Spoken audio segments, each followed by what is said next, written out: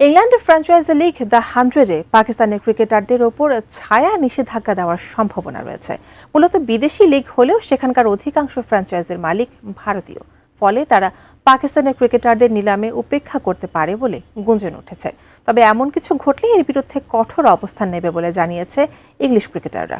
বিস্তারিত থাকছে রিশাম সাহাবের ডেস্ক রিপোর্টে।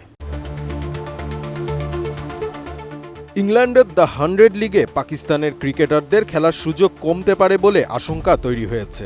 ভারতীয় মালিকানায় থাকা 4টি দল শাহিন আফ্রিদি, হারিস রফদের নিলাম থেকে কিনতে আগ্রহী হবে না বলে গুঞ্জন আছে। তবে অস্বস্তিকর এই পরিস্থিতি এড়াতে নিলামের আগেই ভারতীয় মালিকানাধীন দলগুলোকে সতর্ক করে দিয়েছে ইংল্যান্ড ক্রিকেট বোর্ড। দ্য 100-এর 4টি দলের মালিকানা রয়েছে আইপিএলের 4টি দলের মালিকদের হাতে, যারা আবার যুক্ত আইপিএলের মালিকানার সাথেও। ইংলিশ গণমাধ্যমের দাবি, ভারতীয় মালিকানাধীন ও আইপিএলের সঙ্গে যুক্ত 4টি ফ্র্যাঞ্চাইজি পাকিস্তানি কোনো ক্রিকেটারকে নিলামে নেবে না।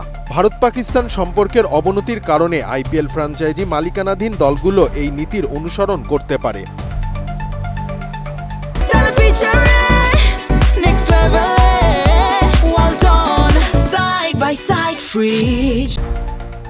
এমন কিছু ঘটলে সেটি ইংল্যান্ড ক্রিকেটের জন্য লজ্জাজনক নজির হবে বলে মন্তব্য করেছেন দেশটির সাবেক অধিনায়ক মাইকেল ভন ও বর্তমান তারকা হ্যারি ব্রুক।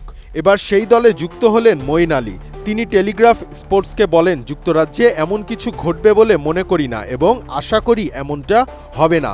যদি এমনটা ঘটে তবে সেটা হবে বড় লজ্জার বিষয়। মঈন আলী বলেন, এমন ঘটনা আগেও অনেক ঘটেছে। ক্যারিয়ার ক্ষতিগ্রস্ত হওয়ার আশঙ্কায় কেউ কথা বলেন না বলেও দাবি মঈনের।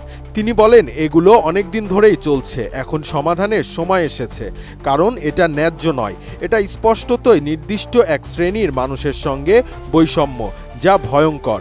অবাক লাগে শীর্ষ পর্যায়ের কেউ এ নিয়ে কথা বলে না। অনেকে সমস্যায় পড়ার ভয়ে চুপ করে থাকে।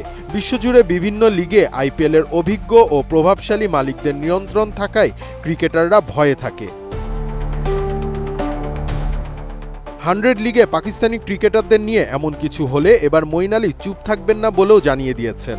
তিনি বলেন, ক্যারিয়ারে প্রভাব ফেলতে পারে এই ভয়ে অনেক খেলোয়াড় প্রকাশ্যে কিছু বলে না।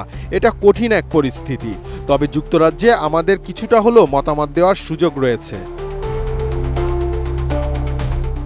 এদিকে অস্বস্তিকর পরিস্থিতি এড়াতে নিলামের আগে ভারতীয় মালিকানাধীন দলগুলোকে সতর্ক করে দিয়েছে ইসিবি।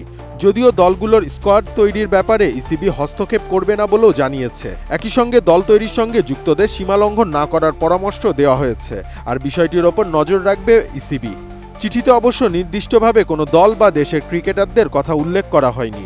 আগামী 12 মার্চ 100-এর নিলাম অনুষ্ঠিত হবে, যেখানে নাম নিবন্ধন করেছেন পাকিস্তানের 67 ক্রিকেটার। রিশাম সাহাব, এটিএন নিউজ।